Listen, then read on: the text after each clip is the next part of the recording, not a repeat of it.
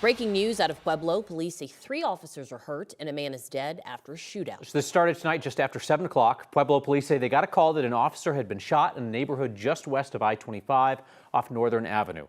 Pueblo officers and Pueblo County Sheriff's deputies arrived there, and they say more shots were fired at that point. The man that they are calling a suspect was killed in all of this. 3 officers were taken to the hospital. We don't know how all of them are doing. We're working to learn more about their conditions and what led up to that shootout, and we'll keep you updated here. Let's talk weather, because we are in the middle of a weather impact alert tonight for the storm making its way across our state. Let's get straight to 9 News reporter Janelle Finch, who's outside of DIA, and it seems like the wind is kind of whipping you around out there. Yeah, is this the part where I don't talk and just stand here and let you look at what's happening? My hood's blowing around, it's cold, there's a lot of snow coming down, and actually, you know what, I am saying I'm pretty thankful that we're coming to you at the top of this hour, because just 30 minutes ago, it was really snowy, and I'm glad that it's, if you can believe me, this is calm down a little bit. We've been out here at the airport cell phone lot for several hours, and literally the weather has looked different every single hour. I want to show you some video real quick that was taken before we came out here of I-70 just around 3 p.m. this afternoon. A viewer captured this land spout while driving down I-70, like I said, right outside of DIA. Winds were pretty high when we got here around 6 and have stayed consistent. Adding to the strong winds has been light rain to heavy snow off and on throughout the evening. The weather is naturally having an impact on flights coming in and going out of Denver. We spoke with a mom who says her daughter got in from Texas tonight an hour and a half late. She says the weather now looked very different from earlier today in Parker. Well, all day today I was at the park, so it was gorgeous all day. And then around when it was time to go, I was like, oh my goodness, what's happening? Oh, I'm sure it'll change. And tomorrow it'll probably be gorgeous. Then we'll be outside enjoying a beautiful day, I'm sure. Gotta love the optimism, right? I'm hoping that it looks a little bit nicer tomorrow, but we'll get to the full forecast later on. But we're also keeping an eye on possible road closures on I-70. And actually, just within the last 10 minutes, we learned that I-70 is closed from Aurora to Lyman. We're definitely keeping an eye on that because we'll be heading down I-70 to go home. So really hoping that the roads stay open so we can get back to where we need to go. But again, that's something we're keeping an eye on because CDOT says that there's going to be blizzard warnings as well as some pretty snowy conditions, lots of icy roads, possible slowdown. So we're just keeping an eye on this. But again, I-70 closed from Aurora to Lyman, but I wouldn't recommend going outside. But you know, now you have that news. Live in Denver, Janelle Finch, 9. While the winds are whipping out there, especially out east, the snow is also coming down to the south, giving you a live look at I-25. This is just north of Monument. Yeah, nobody's really going anywhere right now because the road is closed in both directions after several semis have jackknifed and caused a closure. Let's bring in meteorologist Kathy Sabin now to talk about this weather impact alert. And some areas, Kathy, are just having a real pleasant night, and then other parts of Colorado are in it. Yeah, travel is impossible south and east, as our Janelle was mentioning. And in Denver, we've had rain and snow and wind, a little grauple, a little thunder, but roads are passable. The wind's still very gusty out there, a compact but fast-moving system winding its way over eastern Colorado. North winds bringing temperatures down out of the 60s into the upper 20s this hour. And the winds are ferocious out of the north, blowing from 40 to 50 miles per hour south and east of Denver. We're getting some rain mixed into the south and some heavier snow bands near Byers down to Colorado Springs. A little bit of a break. Denver points northward, but not from the wind, which will create blizzard conditions from Douglas County out through Yuma and Washington counties.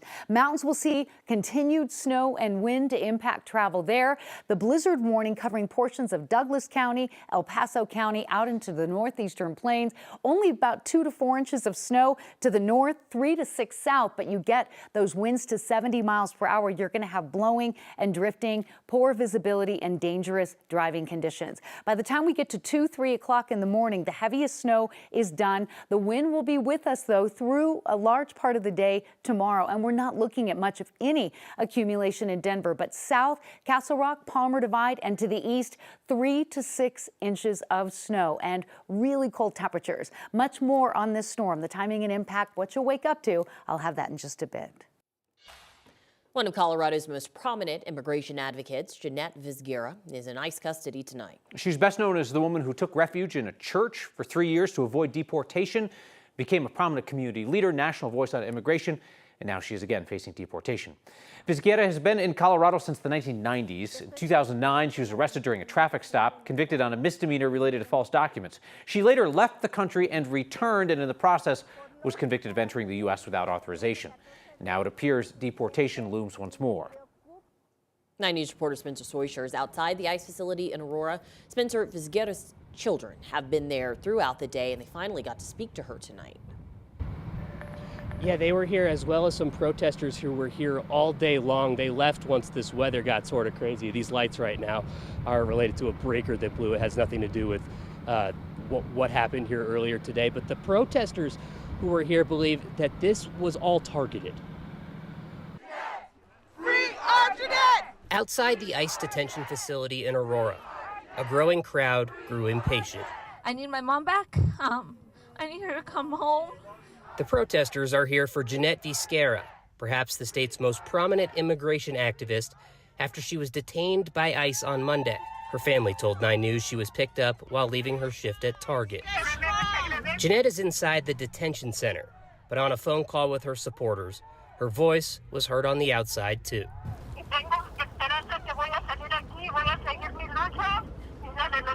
Vizguera became well known after taking refuge in a church for several years during President Trump's first administration. But she's been in the U.S. for decades and fought her immigration case since 2009. This is probably the third time that this has happened, and every time it never gets any better. Her family and supporters say she has no violent past, and they want her released now. I don't like coming home and expecting her to be there, and you just have to remember that she's not there. Vizguera's attorney filed a petition today claiming her detention violates her access to due process and asking that she be released immediately. That filing also acknowledges that she's in the U.S. without legal status. Live in Aurora, Spencer Soysher, 9 News.